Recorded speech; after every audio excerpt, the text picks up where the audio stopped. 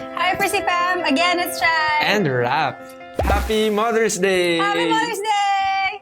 On this May, we want to put a spotlight, of course, on our mothers and all their different faces. Deserve. Kasi alam mo, ang hindi natin madalas pag-usapan, isang strength ng isang ina, hindi lang sa bahay, pero this one very specific to loss of a child. Grabe, napakalalim nun. And so this episode, we want to celebrate the strength and the love of a mother.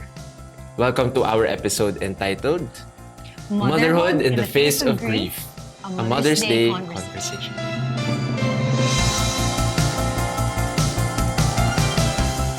Muli, we want to wish all the mothers a happy Mother's Day. Happy Mother's Day! Happy Mother's Day, Mother and Mamu and Momsy! Shout out po. Happy Mother's Day, Mama. Nasa TV na po ako. It's giving that We made vibe. it, Mom. Itong episode na ito ay isang pagpupugay sa lahat ng mga ina, of course, Chai. But for this particular moment, we want to shed into light conversations with mothers who carry grief. I think isa ito sa mga hindi masyadong napag-uusapan at hindi naririnig ng mga kwento. Yes, tama ka, Rap. And actually, to our FRC fam out there who's also experiencing this and experiencing grief, I think this is really a good episode for you to gain strength, gain inspiration, especially this Mother's Day. Kasi Rap, as you mentioned, hindi siya masyado pinag-uusapan. And specifically for this episode, we want to shed light on strength through grief. Kaya hindi na natin patatagalin pa, no, Chai? We will introduce the mothers that we have for our episode today. Yes. So FRC fam, introducing our guests, we have Tita Marisa and Tita Edita. Welcome to our episode. Welcome po. Welcome to FRC Fam. So siguro pakilala po tayo, Tita Marisa and Tita Edita. Ako po ay si Marisa Madela. I'm 64 years old and still working. Ano po work natin, Tita? I'm an accountant. Oh, okay. I have 3 kids. Si Toj, Aisa, my second, and si Paulo. Unfortunately, yung panganay ko ay he passed away. Almost 2 years ago. Hello, welcome po sa ating episode, Tita Marisa. Thank you. Ako po si Edita Fuentevilla, 57 years old. May 4 po na anak. Pangalan po ay si Joed. Ang pangalawa po ay si Judith. Ang pangatlo ay si Joselito. Ang pang-apat ay si Jomelyn. Ang namatay kong anak, si Joed, last 2024. Welcome po, Tita Edita. Welcome po, Tita Edita. Balik naman po tayo, nung bagong kasal naman po kayo. Excited po ba kayo nun magkaanak? Like, naisip niyo po ba na gusto niyo po ng 3 kids? Naisip niyo po ba na gusto niyo po ng 4 kids? Oo. Kumbaga, excited po ba kayo nun na maging ina? I got married 22 years old pa lang. Oh. And my husband at that time is 28. Okay. Kaya actually, nabola lang ako. Oo. Kung My makapanood husband po is- to ni Tito. My husband is a lawyer, kaya medyo Nabola po talaga nabola kayo. We got married January 21, 1984. And I had my first son, Feb of 1985. The very next year. The very Yes, next year. oo. After 5 months of marriage, nabuntis na ako. Talagang plinano lang din namin. I had him, my eldest, 1985, my second, 1987, and my youngest, 1991. And that's it. No more. At the age of 30, period na. Period. Tapos na. Actually, common po yung concern nyo. Kahit ngayon, yung mga friends ko na bagong kasal, iniisip din na, kailangan financially, ganito, Dapat yung number of talaga, kids. iniisip nga yun. So even back then, they were also considering that talaga. Ano po yung naging feeling nyo noon nung ipinagbuntis nyo yung una nyo pong anak? Actually, hindi ko alam ang feeling ko noon. Pero iniisip ko lang na, syempre, I'm married na. Syempre, looking forward na maging ina. Kaya excited ako noon, pero actually, wala akong alam sa pag-aalaga. Hindi ko talaga yun ang porte ko, mag-alaga ng bata. After giving birth, syempre yung natural na ina, yung pagiging ina mo, lalabas at lalabas yun. Kumbaga mother's Yes. instinct. Andyan din yung Totoo guidance po yan. ng mother ko. Kasi hindi ako lumaki sa mother ko. I'm the firstborn na apo. Kinuha ako ng lolo, lola sa probinsya. Laki sa Mm. grandparents. Saan po yung province ninyo? Vegan. Vegan. Bumalik lang ako sa parents ko after high school. How about you naman po, Tita O Edita? naman, tawag doon yun. Siyempre, hindi mo naman alam na magiging nanay ka. Excited ka. Hindi mo malaman kung ano, kakayanin ko ba to. Siyempre, nabuntis ka. Tapos, excited ka, magkaroon ng baby. Hindi mo alam kung halimbawa, paano ko to alagaan. Yes. Siyempre, sa edad ko kasi na 20, tapos 21 ako nanganak. Di ba, batang-bata pa. Saka excited pa doon kasi siyempre magkasama kayo, sweet-sweet pa kayo mag-asawa. Siyempre wala pa Honeymoon stage. Ganun. wala pa kayong mga struggle na mga problema na ano. Siyempre bago pa lang kayo. Pag tumatagal pala yung mag-asawa, nagkakaroon ng problema. Mm-mm. Pero pag halimbawa basta pag bago kayo, happy ni mga ganyan kasi bago pa lang. Pero pag tumatagal pala, hindi na di ba? Hindi na work. Yes. Yung ibig sabihin, yun na. Pero pareho po kayo, 21, 22, no? Oh, yeah, First I got time married. mothers kayo, no? 22. Pareho. 23, I had my first. 23, 21 getting married. Ako, 21 ako nanganak. Yun. Pareho pong medyo young Oh, mother. yan, di ba? Ako 30, still a baby. Still a baby.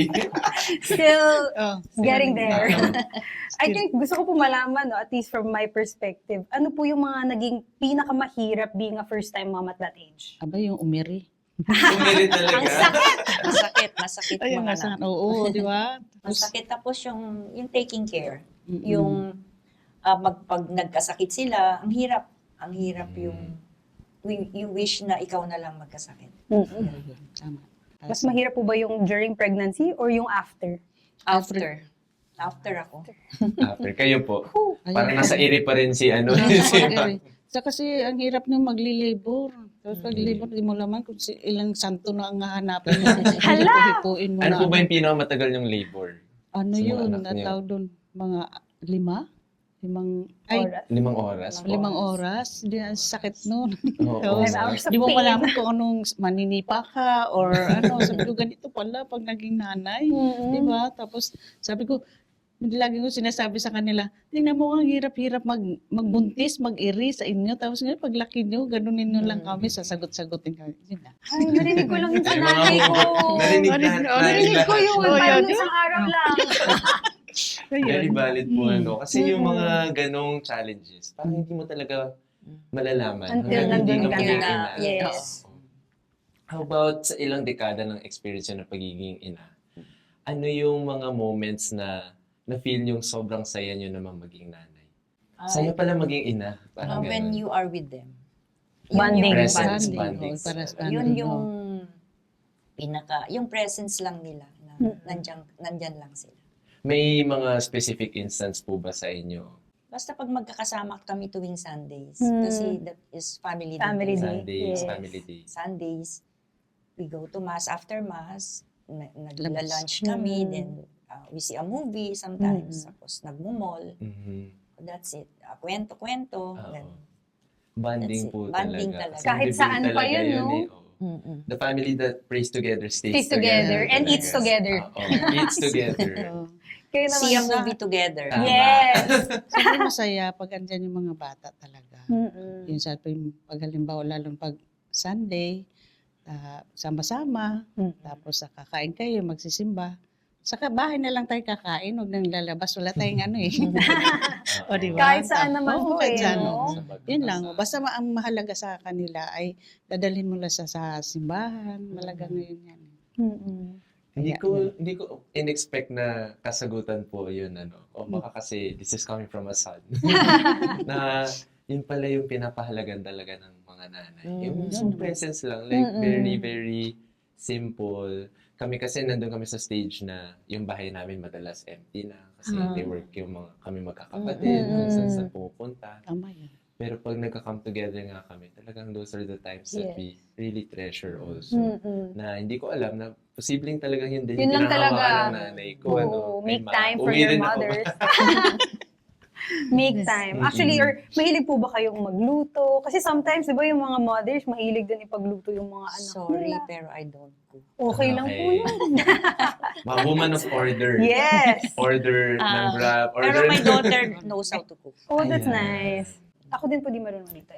Ako, yung maliliit pa sila, talagang nilulutuan ko sila. Mm-mm. Pero ngayon malaki na, bahala na kayo. Tama. Sila naman magluto Oo, para sa inyo. oo. Una lang O, di kayo, nga, relax, ano, relax.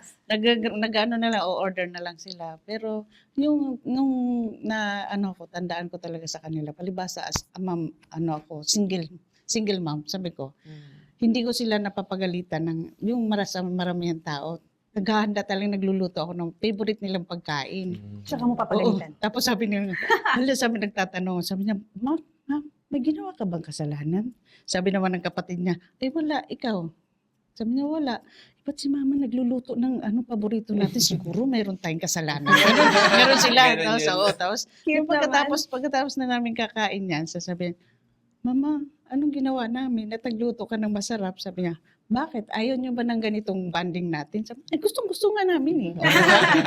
Ayun, yun yung Ibang moment na pumasok sa kahit isip. ako lang nag-ano sa kanila kasi siyempre wala yung tatay nila. Na sabi niyo po, single mom po kayo. Single mama Tita. ko. Isa pa yung klase ng ina, no? Ang ating mga single moms. Yes. Na hindi rin talaga biro ang mga pinagdaan at pinaghirapan. And siguro, kung may tatanungin po ako from hearing your story so far po, mga ating mommies, meron po ba kayong masasabing ipinagbago nyo simula nung naging ina kayo? Malaki yung pinagbago talaga. Siyempre yung pag nagkaanak ka lang, tapos responsibility mo yung mga anak mo, di mo alam kung paano mo palakihin mo, pakakainin mo pa, padadamitan mo yan, paaralin mo sila, o di ba? Hanggang sa nakatapos, at least, naanuhan ko yun, nalampasan ko yun. Grabe, napagtapos niyo po yun. Napagtapos Apat ko yung po. anak. Grabe naman po. As a single mother. Congratulations. Sabi nga, sabi ko, ako naman din naman, sila mga tapos sila. Sabi ko, ako yung naranasan nyo, hindi ko yung naranasan. Pero ako na bilang magulang, ginawa ko yung paraan para makaangat kayo. Yun. At doon nanggagaling ang ating mga ina, na Mm-mm. gusto nilang hindi nararanasan ng mga anak nila yung hirap na Yes. pinagdaanan nila. Walang ina na gustong mapawara yung anak. Walang iniisip na ang gusto lang ng mga magulang ay mapabuti ang buhay nila. Ganun. Siyempre, siyempre nung nagkaanak na ako, anak na muna, bago sarili. And pag nagkakasakit sila, siyempre, kailangan hindi ka papasok sa office, kailangan mo nandun parati. Hindi po ba yun naging mahirap sa inyo? Yung pag-balance na kailangan ka sa bahay, pero kailangan ka rin sa trabaho. Hindi naman. Especially nung na-destino yung husband ko sa Olongapo. Ako lang mag-isa actually. 2007 to 2021. Okay. Matagal din po Matagal talaga. po. How was that po? Any challenges? Kasi you were also going to the office? Yes, oo. Okay naman sila, okay naman yung mga anak ko. Nag-school din sila. Then, parang, syempre, may cellphone na nun. Parang, you get in touch through cellphone. Malaking bagay yung natin, technology. Yes, iba rin talaga. Sa ating mga pamilya. Gusto ko balikan actually, Tita Marissa, yung 21, 22, 23 kayo nung nag-start kayo ng career. May anak po kayo. And then mag-isa pa kayo sa bahay for a while. How was it making those choices na anak yung nauuna parate? Wasn't it ever difficult? Because of course, parang, I'm thinking about it nung 21 ako. It's also very different from who I am today. So parang, paano po yun, hindi po ba yun naging struggle for you? May nilapitan po kayo for advice? Naging struggle din, kaya lang nandyan parati yung parents ko. Okay. So they're helping you. Yes, also. they're helping me. Minsan nandun ako sa bahay ng parents ko. Usually, mga weekends. Pero umuwi naman yung husband ko ng weekends. Okay. Kaya okay lang naman. Yun. Yung day-to-day lang. Oo, basta nandyan parati yung parents ko nakasupport. Big help din po. Big help. Until now, my mother is still living. 92 years old. Wow. Kaya, yun din ang inaano nila na minsan tumatawag, kailan ka pupunta rito to visit? Kasi Paranaque pa siya. Kasi yung sister ko rin, she's a doctor. Siya yung nagtaalaga sa mother niya. I see. Family support din Mm. talaga. Malaking bagay. So, Mhm. shout out ito sa mga nagpalaki sa ating mga lola din. Yes. Mga, Yes. lola, particularly. Mother's Lola! Day. Bigay muna natin yung spotlight sa kanila. Yes. So, siguro, like, to sum all of the experiences, no? Ano yung masasabi niyong description niyo ng pagiging ina? What does motherhood mean to you? Ako kasi I always think na motherhood is love ko yung mga anak, yung more than myself. Mm. I love my children more than myself. As much as possible, ayoko sila yung nasasaktan. I always give them kung more than yung naranasan ko. And parati ko silang pinagdadasal. Kasi I grew up sa family na strict, na parating nagsisimba araw-araw sa probinsya. Kaya I carry it through the years. Until now, I still go to Mass every day, 6:30. Kung hindi sa Pentecost, sa Senakel, o sa Dala Estrada. Yun lang yung choices. iniikutan. Ayan. Oo. Kayo naman po, Tita Edita. Sa akin naman, yung tawag nito, yung tayong mga magulang, iniisip talaga natin na yung ating mga anak ay magiging safe, Mhm. di ba? Ayaw mo sana sila magkasakit, lalo na kulang tayo sa financial. Mhm. Ang hiling lang natin ay, Lord, huwag mo lang bigyan sila ng sakit. Yun talaga eh. No? Mm. Parang nauuna sila. Mm. Yun, motherhood is putting your kids first. Yes. No matter what the circumstance. Nakaka-relate ba kayo dun, FRC fam? Comment lang kayo below. Sa mga ina dyan, I'm sure, naririnig natin, no, very different ang stories ni Tita Marisa and Tita Edita. Pero, nagkakatagpo Pa rin. yung pagkakaintindi nila ng motherhood. Yeah. Tita Marisa and Tita Editha, no, you mentioned kanina, of course, na pag-usapan na natin yung joy ng pagiging isang ina, 'di ba? Kung ano yung joyfulness behind the core of what motherhood is. Yes. But we also wanna shed some light. You mentioned earlier na nawalan po kayo ng anak, pareho. Pwede niyo po ba kami dalhin dun sa araw na nalaman niyo yung nangyari? That was May 23, 2024. Very ordinary morning. I'm preparing for work. Naalis na ako. And yung messenger. Mhm. Oo. Yung daughter-in-law ko ang tumatawag. That was the worst call na pwede kong ma-receive sa buong buhay ko. The exact words were, "Ma, nag-collapse si Toj." And from there, sabi ko, bakit? Anong nangyari? I thought it was an ordinary, kasakit or what. Buti nandyan yung anak kong bunso at saka yung pangalawa ko. Sabi ng bunso ko, he just held my hand. Sabi niya, "Ma, baka stroke." Kasi doctor yung bunso kong anak. At that time, nasa self-denial stage pa rin ako. Ayokong isipin na may mangyaring ayokong isipin yun at that time. Mas gusto kong isipin na, ay lang to, malalampasan namin to. Kasi alam naman ng Diyos na when I go to Mass every day, pinagdadasal ko yung health and yung safety. Kaya sabi ko, malakas ako sa Diyos. Pumasok pa rin ako that time. During the day, hindi na ako mapakali. Parating may tawag, ganyan. Nagpapalpitate na ako noon. Sa buong araw na yon. Pati yung husband ko, sabi niya, anong nangyayari, ganyan. Kasi, syempre, mahirap. Hindi mo ma-explain yung feeling. Yeah. Hindi mo ma-explain. Kasi, nasa Canada din siya at nandito kami. Ewan ko, hindi mo maano talaga yung feeling na parang gustong-gusto mo nang umalis, pero syempre, hindi rin ganun kadali Yes. umalis. Until such time na nag-decide kami ng bunso ko na umalis ng May 26. Pero, nung araw na yon na paalis na sana kami, nasa airport na. Na-delay yung flight namin. Tapos tumawag na yung daughter-in-law ko, sabi niya, nag-stop na daw yung heart ng anak ko. Sabi naman ng anak kong nandito, sabi niya, "Mama, wala. Hindi na maganda yun. We have to expect. Papasa Diyos na lang natin." Hindi na kami natuloy. The following day, May 27 dito, binalita na umalis na nga siya. Ibinalita ko sa mga kapatid ko na hindi ko na-mention yung napatay na siya. Hindi ko na-mention yun. Sabi ko, ibinalik ko na siya sa Diyos. Kasi yun naman talaga. Ay hirap, pero hindi naman ako pababayaan ng Diyos. Nauwi yung ash niya, yung after 2 weeks.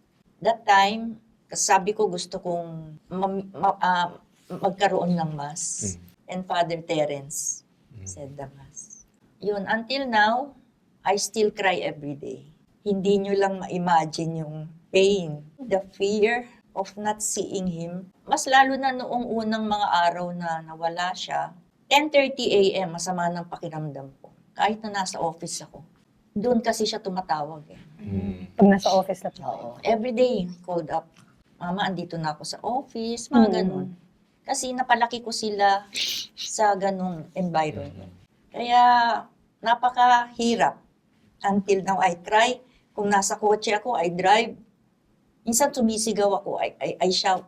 Kasi nung 2024 ng November, ikinasal yung bunso namin. Nung nasa airport na kami sa Canada, din paalis na kami, pabalik na kami dito kasi binisit namin ng April eh. Okay. Sabi ko doon, tawad siya, hindi pwede hindi ka umuwi. Hindi kayo umuwi ng November kasi kasal ni Paolo. Eh unfortunately, nawala siya no May. Pero napaginipan ko siya ng October. Parang bumata siya sa panaginip na yun. Siguro at that time, pinaparating niya sa akin, kung ano man ang nangyari sa kanya, okay siya. Pero hindi ako okay. Hindi ako okay. Tapos sabi ko, makakapunta ka ba sa kasal ni Pao? Sabi, hindi na pa eh. Until now, yun ang parati kong nasa isip, panaginip na yun. Siguro mahal pa rin ako ng Diyos, sabi ko. Kahit na kinuha niya yung anak ko. Kasi ipinakita niya sa pamamagitan ng panaginip na okay siya. Kaya, yun na lang, pero may question pa rin ako, Father. Sabi ko nga, did God love me less? Bakit po? Ba't po yung Kasi naging tanong niyo? Kinuha niya yung kaligayahan ko eh. Kasi yung completeness ng family, yung kaligayahan ko. This was my happiness. Hindi na kami complete. Yung happiness na yon may kulang na. I find strength dun sa Book of Job. Ipinangarak akong wala akong damit, babalik ako sa Diyos na ganun din. Hiram lang lahat ito sa atin. Paano po yung relationship niyo sa dalawa niyo pa pong anak? May nagbago po ba? Or pareho pa rin? Strengthened? Ay, wala naman nagbago except na syempre, yung bunso ko busy na. Kaya I miss those days na yung konting kwentuhan lang. Maraming salamat, Tita Marisa, sa inyong pagkwento. I'm sure it's reaching our audience, our FRC fam, those who also share the same experience in a way and find strength in what you're able to share. So maraming salamat po, Tita Marisa. Thank you too. Salamat po. Nakuyo sa akin, talaga namang lungkot. Tapos siyempre hindi mo alam na may mangyayari sa anak mo. Kasi ang alam mo, nagtatrabaho. Kasi may pamilya. Tapos, nung nalaman ko na, hindi kami maniniwala. Kasi sabi ng mga anak, joke ba to? Sabi ko nun. Siyempre nagulat na. Sabi niya, si Kuya, Mama, na-disgrasya. Anong gagawin natin? Sabi ko, hindi ko matanggap na na-disgrasya. Akala namin, napilayan lang siya. O na ano lang, basta nasugat lang. Sabi ko, o sige, Mama, si Kuya wala na. Sabi ko, ano? Sabi ko, ganun. Naku, Diyos ko. Sabi ko, hindi mo laman. Sibirit, gabi yun eh. Sabi ko, hindi mo laman kung halimbawa tulog. Pero alas 12 yun. Hindi mo laman kung anong gagawin mo. Ganun pala yung experience, no? Hindi ko malaman kung ano. Magbibihis ako. Akit ako sa taas. Paano? Saan na? Ganun. Ang daming tanong. Sabi ko, ganun. Lumabas ako doon sa mga kapitbahay ko. Sabi ko, pakihatid mo nga ako doon sa labasan kasi si Joed daw ay nandun sa, na-disgrasya, nasa ospital daw. Sabi niya, o sige, ka ate, isakay ka na. Sabi ko, parang yung pa ako, hindi ko makakabang. Sabi ko, gano'n. Sabi ko, ano ba nangyayari sa akin? Sabi ko, parang emergency na yung pupuntahan ko. Parang hindi ako makakarating. Tapos sabi ko ganun, nagdasal ako, sabi ko, sana walang mangyari sa aking anak na masama. Pagdating ko, yung aking anak nakalagay, nakahiga na, dinala pa na sa ospital. Sabi ko, pagdating ko, hindi mo talaga siya, palibas sa anak mo. Lahat yan pinagagalaw ko, ginaganon ginigising-gising ko. Sabi ko, gising na gising. Anak, bakit ganun? Kagabi lang, kanina lang nag-usap-usap tayo, ganun. Tapos, ngayon, ayan ka na. Kung daya mo naman. Hindi ko talaga matanggap nung that time na yun. Sabi ko, ang hirap mawalan ng anak. Talaga.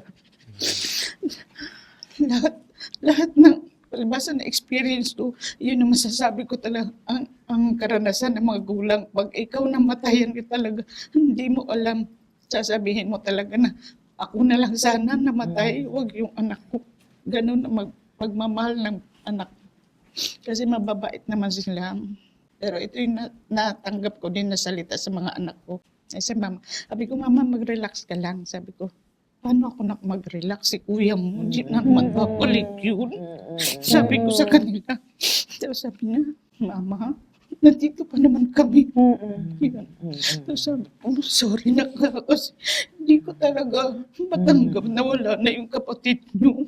Yan, masasabi ko sa mga magulang, pag ganyan nangyari, na disgrasya talaga, matagal matanggap. No, sa totoo lang.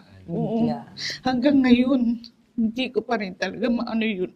Pero kinakausap ko rin siya. Sabi ko, anak, sorry ha, hindi ko talaga matanggap. Pero alam mo, response niya lang sa akin, nakangiti. Giningitian ako, parang bumabalik sa akin yung yung alaala niya na, nandyan lang pala sa akin, nakayakap. Tapos lalo na yung birthday niya, naalala ko, sabi niya, mama, birthday ko na. Sabi niya, happy birthday na. Tapos sabi niya, mama, love you. Sabi ko, ano ka ba? Sabi ko, I love you. Tapos sabi niya, mama, handaan mo ba ako? Sabi niya, oo naman, mamaya lulutuan kita ng pansit. Sabi niya. Tapos sabi niya, mama, wag na. Doon na lang sa kapatid ko handa mo yung pansit. Kasi may kapatid din kasi, magkadikit lang kasi ang birthday niya. Doon mo na lang handaan. Sabay na sila. Hindi, sabi ko sa kanya, iba yung sa'yo, iba yung sa kapatid mo. So mayroon ka, yung Meron simple din lang, siya. kahit pansit at saka andyan. Pero alam bakit? Sabi niya, uy, kumain din siya. Sabi ganun. O sabi mo, hindi mo sa kapatid mo na lang yun. Inilituan mo ako Kasi siyempre, mahal ko kayo. Ganun talaga, ganun ang mga magulang. Ito po ba yung huli niyang birthday? Kaya Hindi sobrang before nung oo. accident. Napakain ko pa rin siya ng pansit bago siya Kaya sabi ko, hindi ko talaga matanggap. Sabi ko ganun. Minsan tinatanong ko pa nga sa mga kapatid niya. Sabi niya, si kuya mo parang hindi nagpaparamdam. Sabi niya, mama, huwag ka na mag-alala kay kuya kasi nandun na siya, happy na siya. Di ba? Wala na siyang ng problema. Tapos minsan yung anak niya tatawag na lang sa akin, Lola, may ganun pa Jollibee. Sabi nga, siyempre ang lola pipilitin na padalhan kasi maano ka dun sa anak na mama, hindi mo pinadalhan yung ako mo Ganun, Mumultihin na pala po kayo. Kaya ganun, multuhin kita yun. Kaya minsan hinahati ko lang yung tawag dun, yung sakit at saka yung hirap. Sabi ko, pero mas na lang yung masaya na lang yung tatanggapin kasi wala na siya Mas masakit pala yung Sa anak ang mawala kaysa dun sa asawa. Yun, promise sa mga sa mga tatay, sorry po sa akin kasi gano'n yung aking nararamdaman talaga. Ito yung ramdam ko pag halimbawa anak na nawala. Masakit, masyado. Ibang sakit. Lagi ko rin naman po naririnig din yun. Parang iba yung maglilibing ka ng anak sa maglilibing ka ng asawa. Wala daw tawag sa namatayan ng anak. Oo nga po. Walang Kasi may tawag. byudo na. Kasi I think expectation din na hindi ka maglilibing ng anak, sila dapat yung... Yun nga sabi. Pero yun lang lagi ko natandaan doon. Halimbawa may dumalaw nung week, sabi niya, alam mo ba, maswerte yung anak mo kasi si Papa Jesus daw namatay, 33 years old. Yung anak mo, 33 years old. O andun na, kapiling na si Papa Jesus. Parang na waswasan yung sakit. Nakakagaan. Oo, nakakagaan. Salamat po, Tita Edita, sa pagkwento rin ng inyong karanasan. Siguro, doon din ako, parang yun yung napansin ko, no? Parang sa experience ng ating mga mamis dito na kasama. Grabe yung pagpapaalala at pagpaparamdam ng mga anak din nila sa kanila. Kasabihan natin ngayon na grief is just love that doesn't know where to go. Kumbaga, kapag ikaw ay nawalan, namatayan, lahat ng pagmamahal na meron ka para sa taong yun, parang hindi mo alam kung saan ibibigay, saan dadalhin. Parang natouch ako dun sa kwento ni Tita Editha na parang sabi ng mga kapatid ng kuya, nandito pa naman po kami, ma. Yeah. And isang parang Pagpapaalala. na may papupuntahan din pa ang pagmamahal na meron tayo. Actually, kay Tita Marisa naman po, gusto ko i-ask, kasi na-mention nyo kanina na may sama rin kayo ng loob, part of your grieving process. Parang, was there ever a time that you felt like less of a mother because of what happened? Was there blame? How was the process like, at least internally? Yung less of a mother, hindi naman siguro. Pero yung blame, meron. Yung regret, meron. Kung babalikan ko lang, hindi ko na sana siya pinayagan mag-Canada. Sabi nga ni Father Tito Kaluwag, there's no untimely death. Yun ang, hindi ko maalis yun sa, kasi namatayan din kami ng pamangkin sa side ng, he is only 36. Siguro talagang oras na nila. Pero, syempre, bilang ina, ang hirap matanggap yon. Hindi mo inisip na mauuna sila. Na-feel nyo bang hindi nasagot yung dasal nyo? Yes, na-feel ko yon. Nagtampo ako sa Diyos, sa totoo lang. Hindi naman yung tipong hindi na ako magsisimba, hindi yun. Syempre, bilang isang anak sa magulang, minsan nagtatampo ka. Kumbaga, you wrestled with Oo, yung yes. circumstance. Nagbago na po kayo. ba yung faith nyo kay God? Ay, hindi. Lalong tumibay yung faith ko. Hindi ko inisip na aalis ako sa Catholic faith. Hindi ko inisip yun Bakit nyo po nasabing tumatag yung faith nyo? Or bakit kayo nanatili? Kasi inisip ko na lang na nakakapit pa rin ako sa Diyos. Para hindi ako mawala sa direksyon ng buhay ko. Kasi nandyan pa naman yung dalawa kong anak, ng asawa. Have you stopped asking why, Tita? Hindi pa. Mm. Sabi ko nga nung bagong namatay yung anak ko, magpapa-psychological something.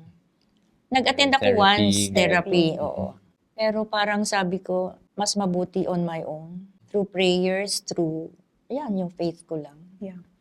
Mas helpful po sa inyo. Hopefully someday I will heal and Yeah. accept. Kanya-kanya naman Oo, pong journey. yes. The journey moves on. Yun. Yes. Patuloy pa rin Patuloy po pa ang rin. buhay.